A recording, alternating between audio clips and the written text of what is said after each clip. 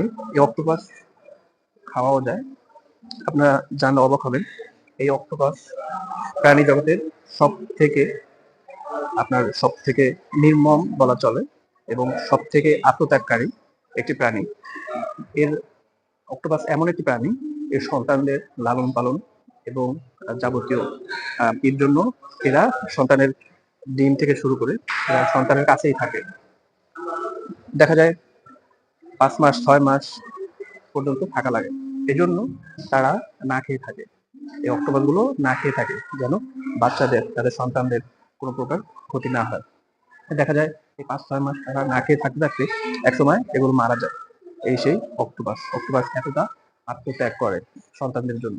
পৃথিবীতে প্রাণী জগতে সব থেকে এই প্রাণীটি মাতৃস্নেহে সন্তানদের লালন পালন করে। এইটা হচ্ছে বে অফ বেঙ্গল, এই বাংলাদেশের সামুদ্রিক এলাকা। দেখা যায় এই বাংলাদেশ সামুদ্রিক এলাকা, এই ইন্ডিয়ার চেন্নাই, এই মায়ানমারের অংশ বিশেষ, এই ভারত মহাসাগর, মালাক্কা প্রণালী এবং বিভিন্ন প্রণালী। আমরা যদি এদিকটা দেখি, এই শাপলা পাতা মাছ, এই সামুদ্রিক অন্যান্য প্রাণী, আমাদের ইন্ডিয়ান অপশন, এই শাপলা পাতা সামুদ্রিক বিভিন্ন প্রাণী দেখা যাচ্ছে। এই দেখা যাচ্ছে ওয়ার্ল্ড মানচিত্র, ওয়ার্ল্ড ম্যাপ, বিশ্বের মহাসাগরগুলো।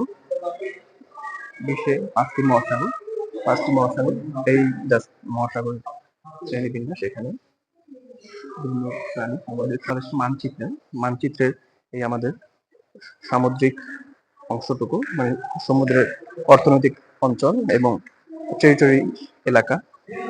বাংলাদেশের সমুদ্র এলাকা 1,18,813 কিলোমিটার। এই সামুদ্রিক এই বিশাল জলরাশির দায়িত্বে রয়েছে আমাদের দেশমাতৃকার অগ্রগামী সৈনিক বাংলাদেশ নৌবাহিনী।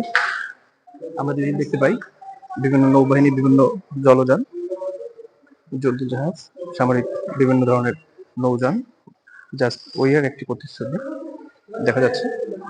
এই দেখা যাচ্ছে আমাদের সেন্ট মার্টিন আইল্যান্ড, বাংলাদেশের একদম দক্ষিণের স্থাপনা। এই আইল্যান্ড 9 কিলোমিটার, এই ফুল আইল্যান্ড। সেন্ট মার্টিন আইল্যান্ডের কাছাকাছি সেরাদ্বীপ, যেটা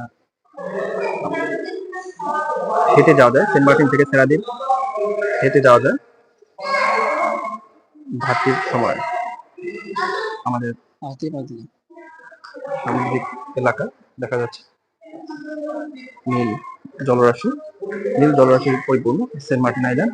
এই আমাদের চট্টগ্রাম এলাকা, এই চট্টগ্রাম।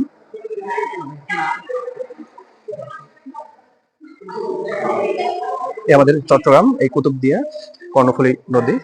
এই কর্ণফুলী নদী বঙ্গোপসাগরে প্রবাহিত হয়েছে। ওই আমাদের মেঘনা নদী, ওই বরিশাল দক্ষিণাঞ্চলের জেলা, ঢাকা, সিলেট, ময়মনসিংহ।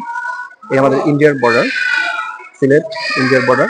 এই ব্রহ্মপুত্র নদী মূলত চীন থেকে সরাসরি গিয়েছে, চীন থেকে ভারত হয়ে বাংলাদেশে অতিক্রম করেছে। এই ব্রহ্মপুত্র নদী বাংলাদেশের দুটি বর্ডার, ইন্ডিয়া এবং মায়ানমারের বর্ডার। এই রংপুর বিভাগ। আমরা যে দিকটা আছি রংপুর, এইটা আমাদের রাজশাহী যমুনা নদী। রাজশাহী এইটাই মূলত পদ্মা নদী। আমাদের এই খুলনা, এই আমাদের সুন্দরবন।